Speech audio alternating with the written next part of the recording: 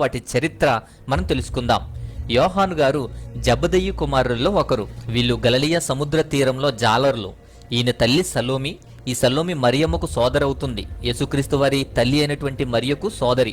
ఈ యోహాను గారు బాల్యంలో ఎక్కువగా గలిలయ ప్రాంతంలోనే ఉండేవారు. చేపల వ్యాపారంలో యోహాను, అంద్రియా, యాకోబు, పేతురు వీళ్ళంతా కూడా భాగస్వాములు, కలిసి చేపలు పట్టేవారు అని మనం చూస్తాం. ఈ యోహాను బాప్తీసమిచ్చే యోహాను యొక్క శిష్యుడు, అంటే ఆయనకున్న శిష్యుల్లో ఈయన కూడా ఒకడు. అంద్రియాకు మంచి స్నేహితుడు కూడా. యేసుక్రీస్తు వారు నన్ను వెంబడించు అని చెప్పగా గలిలయ ప్రాంత తీరంలో ఆయన వచ్చి చెప్పినప్పుడు ప్రభువును వెంబడించాడు. యేసుక్రీస్తు ప్రభువారు యెరూషలేము పరిచర్య అంతటిలో కూడా ఆయనతో కూడా తిరిగారు. యోహానుకు సొంత గృహం కూడా ఉంది. ఆ గృహంలోనే, ఆ ఇంటిలోనే నికోదేము ప్రభువుతో మాట్లాడారు. ముందుగా బైబిల్లో ప్రస్తావించబడినటువంటి సందర్భాలు మనం కొన్ని చూద్దాం. యాయిరు కుమార్తెను లేపినప్పుడు కూడా పేతురు, యాకోబులతో ఈ యోహాను కూడా ఉన్నారు. రూపాంతరం కొండ మీద కూడా ఈ ముగ్గురు కూడా ఉన్నారు. దానిలో ఈ యోహాను ఉన్నాడు. గెత్సెమనే తోటలో ప్రభువారితో పాటు అతి సమీపంగా ఉన్నటువంటి వ్యక్తులలో అత్యంత సన్నిహితులుగా యోహాను ఉన్నారు. వీరిని ప్రభువారు మెరుపు కుమారులు అని పిలిచారు. ప్రభువుతో యోహాను ఒకరోజు, బోధకుడా, ఒకడు నీ పేరిట దయ్యాల్ని వెళ్ళగొడుతూ ఉండడాన్ని మేము చూసాం. కాబట్టి వాడు మనల్ని వెంబడిస్తున్నవాడు కాదు గనుక వారిని ఆటంకపరిచితిమి అని చెప్పాడు ఈ యోహానే. ఈ యోహాను తల్లి ఒకరోజు ప్రభు వద్దకు వచ్చి, ప్రభువా, నీ రాజ్యంలో నా కుమారులను నీ పక్కన కుడి ఎడమ స్థానాలు ఇవ్వమని అడుగుతుంది. అనుకోకుండా ప్రభు రాత్రి భోజన సమయంలో కూడా ప్రభు పక్కన కూర్చునటం కూడా జరిగింది ఈ యోహానే. తన తండ్రి చేపల వ్యాపారస్తుడు గనుక ఆ ప్రాంతంలో ప్రముఖులందరితో పాటు యోహానుకు పరిచయం ఉంటుంది. అందువల్లే యేసు ప్రభువును న్యాయస్థానంలో విచారణకు తీసుకుని వెళ్ళినప్పుడు యోహాను ఆ ఆవరణంలోనే ఉంటాడు. శిలువ మరణ సమయంలో కూడా యోహాను ప్రభువుకు దగ్గరగానే ఉండేవాడు. అలా ఉన్నందువలన తల్లి అయినటువంటి మరియమ్మను ఈ యోహానికి అప్పగించారు. ప్రభువును సమాధి చేసినప్పుడు, ఆయన తిరిగి లేచినప్పుడు కూడా సమాధి దగ్గర ఉన్నటువంటి వ్యక్తి ఈ యోహాను. ఈ యోహాను ఖాళీ సమాధి యొద్ద విడవబడినటువంటి ప్రభు యొక్క బట్టను కల్లారా చూసిన వ్యక్తి కూడా. ప్రభువుకు చాలా నమ్మకమైనటువంటి అపోస్తులుడిగా జీవించాడు. సమరయ ప్రాంతంలో పరిశుద్ధాత్మను పొందిన వారిలో పేతురు, యోహానులు వీళ్ళిద్దరూ ఉన్నారు. ఈ విధంగా పేతురు, యోహాను ప్రభు సహోదరులు ముగ్గురు యెరూషలేము దేవాలయానికి మూల స్తంభాలుగా ఉన్నారు. అంతేకాదు యేసుక్రీస్తు వారికి అత్యంత ప్రియమైనటువంటి శిష్యునిగా, ప్రేమించే వ్యక్తిగా ఈ యోహాను కనబడతాడు. మనం చాలా సందర్భాల్లో అది చూస్తాం. 12 మంది అపోస్తులలో కూడా ఎక్కువ కాలం బ్రతికినటువంటి శిష్యుడు యోహానే. ముసలితనంలో చనిపోయినటువంటి వ్యక్తి యోహానే. ఇతడు సుమారు దాదాపు 100 సంవత్సరాలు జీవించి ఉండవచ్చు అని అంచనా. ఈయన ఎఫెసు ప్రాంతంలోనే చనిపోయి ఉండవచ్చు. సమాధి కూడా అక్కడే ఉంది. తాను వ్రాసినటువంటి పత్రికలను బట్టి పరిచర్య విస్తరణ మనకు తెలుస్తుంది. యెరూషలేము దేవాలయాన్ని ధ్వంసం చేయబడిన తర్వాత ఈ ఎఫెసు ప్రాంతానికి పరిచర్య కొరకు వెళ్ళాడు యోహాను. అది ఆసియా మైనర్ ప్రాంతంలో ఉంది. ఈ ఎఫెసీ దేవాలయంలో, అక్కడ ఉన్నటువంటి ఇతర దేవాలయాల్లో కూడా యోహాను పరిచర్య చేశాడు. అందుకే ఆసియాలో ఉన్నటువంటి 7 దేవాలయాలకి కూడా ఉత్తరాలను రాశాడు. యోహాను సహోదరుడైనటువంటి యాకోబు అపోస్తుల్లో మొదటి హతసాక్షిగా మరణిస్తే, యోహాను మాత్రం 100 సంవత్సరాలు బ్రతికి నెమ్మదిగా మరణాన్ని పొందాడు. యోహాను జీవితంలో చివరి భాగాన్ని, అలాగే ఆయన చేసినటువంటి పరిచర్యని, ఏ విధంగా పద్మాసు శిక్షను అనుభవించాడో, పద్మాసు ద్వీపంలో ఉన్నాడో, అలాగే ఎన్ని శిక్షలు అనుభవించాడో మనం చక్కగా వివరంగా తెలుసుకుందాం.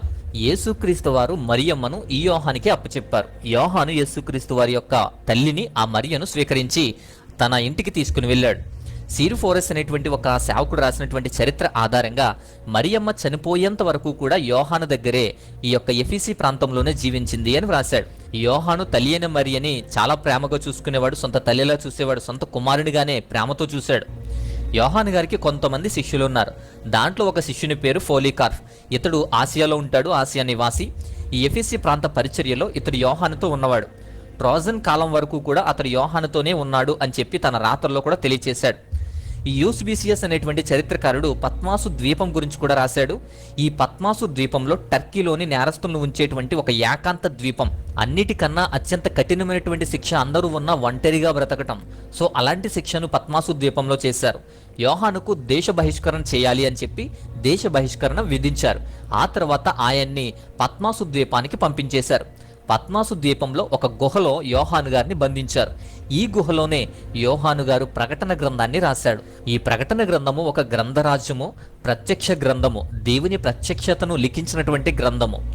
యోహాను గారి తర్వాత ఆ ద్వీపంలో, ఆ గుహపై ఒక ఆశ్రమాన్ని కూడా కట్టారు. 17వ శతాబ్దంలో ఆ ఆశ్రయం కట్టబడింది. ఈ గుహకు ప్రకటన గ్రంథ గుహ అని పేరు. గుహలో యోహాను గారు ఉన్నట్లు చరిత్రలో అనేకమైనటువంటి ఆధారాలు కూడా ఉన్నాయి. ఆ గుహలోనే యోహాను గారు పండుకోవడానికి, తినడానికి ఒక రాతిని కూడా అమర్చారు. ఆ గుహ పైకప్పుకు 3 రంధ్రాలు ఉంటాయి. ఆయన పడుకొని తన చేతిని పెట్టుకొనడానికి ఒక స్థలం కూడా ఉంటుంది. తన చేతికి అందుబాటులో ప్రకటన గ్రంథం రాసినటువంటి తోలు కాగితము కూడా ఉంది. ఈ గుహ అంత పెద్దది కాదు. పైనున్న కన్నముల ద్వారా, ఆ రంధ్రాల ద్వారా ఎక్కువగా వెలుగు కూడా వస్తుంది. అంటే అంత వెలుగుతో మందముగా వస్తుంది. అనుదిన ధ్యానం చేసుకోవడానికి యోహాను గారికి ఇది చాలా బాగా ఉపయోగపడేది. ఇది ప్రార్థనకు, ఆరాధనకు, స్తుతికి, ధ్యానానికి అనుకూలంగా ఉంది.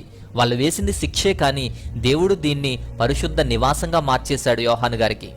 పరలోక ముఖద్వారము కూడా అయింది. ఈ యొక్క ద్వారము నుంచే, ఈ గుహ నుంచే దేవుని యొక్క ప్రత్యక్షతను కలిగిన వాడిగా ఈ యొక్క యోహాను ఉన్నాడు. గుహపైన ఉన్నటువంటి ఆ రంధ్రముల ద్వారా దేవుని స్వరము, బోరధ్వని వినిపించేది. దానిని ఆలకించి ఆయన ప్రకటన గ్రంథం రాశాడు.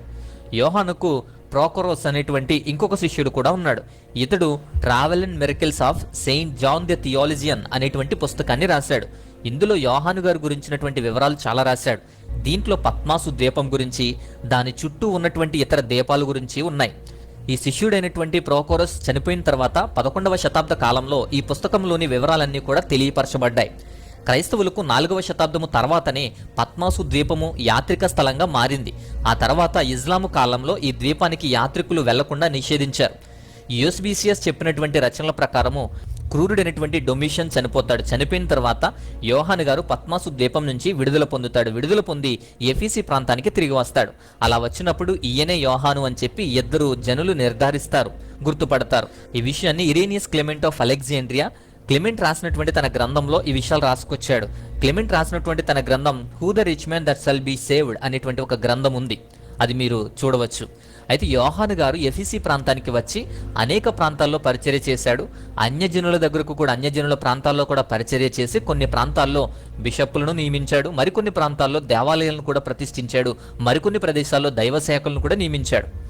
ఒకసారి తను నియమించినటువంటి బిషప్తో తన పరిచయం గురించి మాట్లాడుతూ ఒక బిషప్ దగ్గర నిల్చుని ఉన్నటువంటి ఒక యవనస్తుని చూశాడు. ఆ యవనస్తుడు మంచి ఫిజికల్ బాడీ కలిగి, శరీర సౌష్ఠము కలిగిన వాడిగా, అందగాడిగా కూడా ఉన్నాడు. అలాంటి యవనస్తుని బిషప్కు అప్పగిస్తాడు. ఓ బిషప్పు, ఈ యవనస్తుని ప్రభు సన్నిధిలో పెంచమని ఆయనకు అప్పచెప్తాడు. యోహాను గారు చెప్పిన విధంగానే ఆ బిషప్పు ఆ యవనస్తుడిని దేవాలయానికి తెచ్చి చదువు నేర్పించాడు. పాలన, పోషణ, దైవిక కట్టుబాట్లు అన్నీ కూడా నేర్పించి అతనికి బాప్తీసం ఇచ్చి దేవాలయంలో ఉంచాడు. బాప్తీసం ఇచ్చిన తర్వాత ఆ యవనస్తునికి కొంత స్వేచ్ఛను కూడా ఇచ్చాడు. అక్కడ ఉండేటువంటి చెడు ప్రవక్తన గల కొందరితో కాలక్రమేపీ ఈ యవనస్తుడు సహవాసం చేసి చెడుతనమును అలవాటు చేసుకుని చివరకు సంఖ్యలు లేని గుర్రములాగా దారి తప్పి మృగములాగా తయారయ్యాడు. దేవుని రక్షణ మార్గాన్ని విడిచి గొప్ప నేరస్తునిగా మారిపోయాడు. చివరకు బందిపోటు దొంగగా కూడా తయారయ్యాడు. ఆఖరికి బందిపోటు దొంగలకి నాయకుడు కూడా అయ్యాడు. అంత దుర్మార్గునిగా, ఒక నాయకునిగా ఎదిగాడు. యోహాను పరిచర్య చేస్తూ ఒకసారి ఈ యవనస్తుని అప్పగించినటువంటి బిషప్ దగ్గరకు వచ్చి, ఓ బిషప్పు, నేను నీకు ప్రభువు కోసం అప్పగించినటువంటి ఆ యవనస్తుని ఆత్మను నాకు అప్పగించమని కోరాడు. అందుకు ఆ బిషప్పు మూలుగుతూ అతడు ఒక దొంగగా మారి కొండ ప్రాంతంలో దొంగల గుంపులో నివసిస్తున్నాడు అని చెప్పాడు.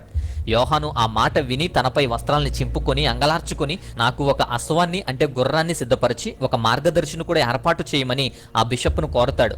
ఆ బిషప్ ఏర్పాటు చేస్తాడు. తర్వాత యోహాను ఆ యవనస్తుని వెతుక్కుంటూ సీను అనేటువంటి ప్రాంతానికి చేరతాడు. అదే సమయంలో చెరసాల నుండి బరాహా కాస్తూ చెరసాల నుండి ఆ దొంగలను ఎత్తుకెళ్తాడు. అలా బంధించిన బందిపోటు దొంగలని తీసుకువెళ్తాడు ఈ యవనస్తుడు. ఆ యొక్క సందర్భాన్ని యోహాను గారు చూస్తారు. అప్పుడు యోహాను గారు ఆ పహారా అధికారితో అంటాడు, అయ్యా, ఈ దొంగల నాయకుని దగ్గరికి నన్ను నడిపించు అని అడుగుతాడు. ఆ అధికారి యోహానును తీసుకువెళ్తాడు. యోహాను దగ్గరకు వచ్చి బందిపోటు దుస్తులలో ఆయుధములను ధరించినటువంటి ఆ యవనస్తుడు నిలబడతాడు. యోహానును గుర్తించి ఆత్మలో గద్దించబడిన వాడై ఆ బందిపోటు దొంగ అవతారంలో ఉన్నటువంటి ఆ యవనస్తుడు యోహాను గారిని ఎదుర్కోలేక పోరాటానికి ప్రయత్నం చేస్తాడు. పోరాటం కూడా చేస్తాడు. యోహాను గారు అది గమనించి ఆ యవనస్తుని కోసం బహు ఆవేదనతో, ఓ కుమారుడా, వృద్ధాప్యంలో ఉన్నటువంటి తండ్రిని విడిచి వెళ్ళకు, కనికరం చూపు, రమ్ము, నా యొద్దకు రమ్ము అని ఓపిక తెచ్చుకుని బిగ్గరగా అరుస్తాడు. అయ్యా, నీ రక్షణ కోల్పోవద్దు, నీ కొరకు నేను ప్రభువు కోసం వేడుకుంటున్నాను, అవసరమైతే నీ కొరకు నేను ప్రాణం కూడా పెడతాను, క్రీస్తునందు నిన్ను బ్రతికిస్తాను, ప్రభువు నీ కొరకే నన్ను పంపించాడు అని చెప్పి అరుస్తాడు, బ్రతిమాలతాడు. ఆ బందిపోటు యవ్వనుడు నేల చూపులు చూస్తూ అతనిని వదిలి పారిపోలేక నిలబడ్డాడు. నెమ్మదిగా తనపై ఉన్నటువంటి ఆయుధాలను తీసివేసి వణుకుతూ బిగ్గరగా ఏడుస్తాడు. అపోస్తులని సమీపించి ఆలింగనం చేసుకుని కన్నీరు కార్చి ఏడ్చి ఆ కన్నీటితో మరొకసారి బాప్తీసం పొందాడు అన్నంతగా మారిపోతాడు. పశ్చాత్తపడి తిరిగి యోహానుతో దేవాలయానికి వచ్చాడు. మరలా అపోస్తులుని ద్వారానే ఆత్మను పొందుకొని ప్రభు సేవలో అంకితమయ్యాడు. ఇది ఒక బలమైనటువంటి సాక్ష్యంగా యోహాను గారి జీవితానుభవంలో కూడా వ్రాయబడింది. టెర్టూలియన్ అనేటువంటి చరిత్రకారుడు కూడా ఉన్నాడు. ఈ చరిత్రకారుని ద్వారా తెలిసింది ఏంటంటే, యోహాను గారు రోమాలో పేతురుతో పాటు పరిచర్య చేస్తూ ఉన్నప్పుడు అక్కడ ఉన్నటువంటి పాలకులు యోహాను గారిని శ్రమల పాలు చేయాలి అని నిర్ణయించుకుంటారు. మరుగుతున్నటువంటి నూనెలో పడవేస్తారు. కానీ అద్భుతంగా యోహాను గారు రక్షించబడతారు. ఇటువంటి శ్రమలను గురించి అనేక విషయాలు కూడా ఉన్నాయి. అలా హింసించబడిన తర్వాతనే యోహాను గారు తన పత్రికలను కూడా రాశాడు అని చెప్పి చరిత్ర చెబుతుంది. అయితే యూస్బిసియర్ చరిత్రకారుడు కూడా యోహాను రచనల గురించి కూడా రాశాడు. యోహాను గారు యేసుక్రీస్తు ప్రభు శిష్యుల్లో ఒకడు గనుక యోహాను, అంద్రియ, ఇతర అపోస్తులు, బిషప్పులు ఒక చోట కూడుకుని మనమందరము 3 దినాలు ఉపవాస ప్రార్థన చేద్దాం. అప్పుడు మనలో మొదటిగా ఎవరికి ఆత్మ ప్రేరణ వస్తుందో ఆ ప్రేరణ ప్రకారం చేద్దామనుకుని ప్రార్థన చేస్తారు. 3 దినాలు అయిన తర్వాత రాత్రి సమయంలో అపోస్తులైనటువంటి అంద్రియాకు దైవవాకు ప్రత్యక్షమై యోహాను పరిచర్యలో జరిగినటువంటి సంగతులను వివరించగా రాయాలి అని చెప్పి వస్తుంది. ఆ తర్వాత ఆ రాతలు మనమందరము నిర్ధారించి బోధించాలి అని చెప్తారు. అప్పుడు యోహాను గారు బైబిల్లో ఉన్నటువంటి 4వ సువార్త అయినటువంటి యోహాను సువార్త రాస్తారు. యూస్బిసియస్ రాసినటువంటి గ్రంథంలోని 28వ అధ్యాయంలో సెరెందస్ అనేటువంటి ఒక మతభ్రష్టుని గురించి రాస్తాడు. ఒక వరస్ట్ ఫెలో గురించి రాస్తాడు. యోహాను గారు ఇతనిని సత్య విరోధి అంటారు. రచయిత అయినటువంటి జెరోమ్ కూడా యోహాను గారి గురించి ఇలా రాశాడు. యోహాను గారు ప్రభువుకు ప్రియమైనటువంటి శిష్యుడు. ఈయన జెబెదయి కుమారుడు, యాకోబు సహోదరుడు. హేరోదు ఈ యాకోబునకు శిరఛేదన మరణాన్ని విధించాడు అని చెప్పి రాస్తారు. ఆ కాలంలో క్రీస్తు విరోధులు అనేక మంది ఉన్నారు. వీరిని ఎబియోనేములు అనేవారు. అంతేకాదు వీరు కొరింథస్ లాంటి మత వ్యతిరేకుల్లో ఇలాంటి గుంపులు కూడా ఉన్నారు. ఇలాంటి వారిని మార్చడానికే మత్తయి, లూకా, మార్కు వారు సువార్తలు రాశారు. వీటన్నిటినీ యోహాను గారు క్షుణ్ణంగా చదివి అవగాహన చేసుకుని యోహాను కూడా తన సువార్తను రాశాడు. పరిచర్య విషయాలు, జీవిత విషయాలు, చెరకాలంలోని విశేషాలు, శిరఛేదనం సంఘటన విషయాలు ప్రజలందరికీ కలలకు కట్టినట్టుగా వ్రాశాడు. ఇతర సువార్తల విధానంలోనే యోహాను సువార్తను కూడా వ్రాశాడు. ఆ తర్వాత పత్రికలు కూడా వ్రాశాడు. నీరో చక్రవర్తి తర్వాత వచ్చినటువంటి ఈ డొమిషియన్, నీరో చక్రవర్తి ఎంతైతే హింసించి వచ్చాడో తర్వాత వచ్చినటువంటి ఈ డొమిషియన్ చక్రవర్తి కూడా సుమారు 14 సంవత్సరాలు హింసాకాండ కొనసాగించాడు. ఈ శ్రమకాలంలోనే యోహానును పద్మాసు ద్వీపానికి బందీగా పంపించాడు. అయితే పద్మాసు ద్వీపంలో యోహాను గారు తర్వాత మరలా ట్రోజన్ చక్రవర్తి అయినటువంటి నెర్వా ఫెర్జినాక్స్ అనేటువంటి వారి కాలంలోనే మరలా ఏపీసీకి తిరిగి వచ్చాడు.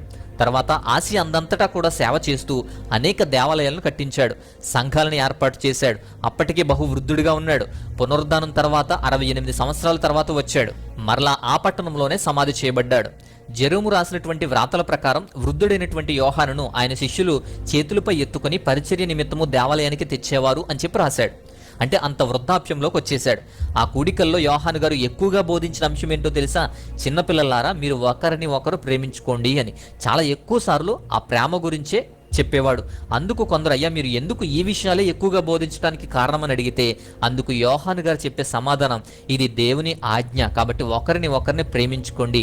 The gospel of love gospel, దాన్నే ఎక్కువగా బోధించాడు. అందుకే ఇప్పటికీ కూడా యోహాను సువార్తని ప్రేమ సువార్తగా చాలా మంది వర్ణిస్తూ ఉంటారు. ప్రేమ సువార్తగా గ్రంథాలు కూడా రాస్తూ ఉంటారు. ఎక్కువగా చిన్నబిడ్డలారా, దేవుడు లోకాన్ని ఎంతో ప్రేమించాడు కాబట్టి ఆయన తన కుమారుని మనకిచ్చాడు. గనుకనే మీరు ఒకరినొకరు ప్రేమించుకోండి, మనుషులను ప్రేమించండి, దేవుణ్ణి ప్రేమించండి అని చెప్పి ఆయన ఎక్కువగా బోధించేవాడని ఈ చరిత్రకారులు రాశారు. ఆయన వెంట ఎల్లప్పుడూ కూడా చివరి వరకు కూడా యోహాను శిష్యులైనటువంటి 2 మాత్రం ఉన్నారు. వాళ్ళే ఫోలీకాప్స్ అండ్ పాపియస్. వీళ్ళిద్దరూ ప్రియమైనటువంటి శిష్యులుగా ఉన్నారు చివరి వరకు. ఇక యోహాను గారి సమాధి గురించి కూడా మనం చూద్దాం. యోహాను గారు శిక్షలు అయితే చాలా పొందారు. అయితే పద్మాసు ద్వీపంలో శిక్షించబడ్డారు, నూనెలో వేయించబడ్డారు. ఇక అనేకమైనటువంటి చిత్రహింసలన్నీ కూడా సహించారు. కానీ వృద్ధాప్యంలో చనిపోయాడు, సాధారణంగా చనిపోయాడు. అపోస్తులందరిలో ఈయన ఒక్కడు మాత్రమే వృద్ధాప్యంలోనూ సాధారణంగాను చనిపోయినటువంటి వ్యక్తిగా చూస్తాం. ఈయన సమాధి ఎఫీసీ ప్రాంతంలోనే ఉంది. అనేక మంది యాత్రికులు దాన్ని దర్శించారు. యోహాను గారి శిష్యులు ఆయన సమాధిపై ఒక దేవాలయాన్ని కూడా కట్టారు. ఇది క్రమేపీ ప్రార్థనా కేంద్రంగా మారింది. యాత్రికులందరూ కూడా ఒక పుణ్యక్షేత్రంగా కూడా దాన్ని చూస్తున్నారు. అది పుణ్యక్షేత్రంగా మారిపోయింది. 6వ శతాబ్దంలో సినియస్ అనేటువంటి చక్రవర్తి, ఆయన సతీమణి అయినటువంటి థియోడోరా అనేటువంటి వ్యక్తులు ఆ దేవాలయంపై కొన్ని స్మారక చిహ్నాలు కూడా కట్టించారు. 130 అడుగుల పొడవున్నటువంటి శిలువ ఆకారంలో ఈ కట్టడాన్ని నిర్మించారు. అంతర్భాగంలో ఉన్నటువంటి గుండ్రని విశాలమైనటువంటి ఆవరణాన్ని కూడా నిర్మించారు. ఆ దేవాలయం మధ్య ఆవరణమును ఒక పెద్ద గోపురంతో మూశారు. మిగిలిన ఆవరణములను చిన్న గోపురాలతో మూశారు. మధ్య భాగ ఆవరణపు గోపురము 4 స్తంభాలపై కట్టబడుతుంది. ఈ పెద్ద గోపురాన్ని ఆనుకుని ఒక గది, దానిలో యోహాను గారి యొక్క సమాధి, ఆ సమాధి గది నుంచి వెలువడేటువంటి ధూళి అనేకులను స్వస్థపరిచేది అని చెప్పి ఉండేది. అందువల్లే అనేకులు ఆ సమాధిని దర్శించుకునేవారు అని చెప్పి చాలా మంది అనేవారు. అదొక నానుడిగా కూడా మారింది. ఆ దినాల్లో ఎక్కువగా ఉండేది. ఆ దేవాలయ నేల భాగం మొజాయిక్ చేయబడింది. దేవాలయం మూలం స్తంభం మీద చక్రవర్తి, అతని భార్య చిహ్నాలు అనేవి చెక్కబడ్డాయి. ఆయనకు ప్రత్యేకమైనటువంటి ప్రార్థనలు చేస్తారు. ఈ దినాన బహుజనాలు గుంపులుగా కూడి ఆ దేవాలయంలో మిరుముట్లు గొలిపేటువంటి కాంతులతో వేడుకను కూడా చేసేవారు. ఆ ప్రాంతంలో 2వ శతాబ్దపు నాణేలు కూడా లభ్యమైన తర్వాత ఆ దేవాలయపు గొప్పతనం అంతా కూడా చాటబడింది. చరిత్ర ఆధారాలు, ఆర్కియాలజికల్ ఎవిడెన్స్ అన్ని కూడా వచ్చేసరికి దాని గొప్పతనం ఇంకా కూడా ఎక్కువగా ప్రాచుర్యం పొందింది. నేటి వరకు కూడా జరిపినటువంటి పరిశోధనల్లో ఈ దేవాలయము ప్రాముఖ్యత చాలా ఉందనే చెప్తున్నారు. సో ఇది అపోస్తులుడైనటువంటి యోహాను గారి చరిత్ర. ఆయన బైబిల్లో ఉన్నటువంటి క్రమము, అలాగే చరిత్ర గ్రంథాల్లో ఉన్నటువంటి క్రమము అంతా కూడా వివరించడం జరిగింది. ఇంతటి గొప్ప మహా చరిత్రను ఇతరులు కూడా పంచండి, ఇతరులు కూడా షేర్ చేయండి. తద్వారా మీకు ఈ వీడియో కనుక నచ్చితే లైక్ చేయండి. లైక్ ద్వారా అనేక మందికి వెళ్తుంది.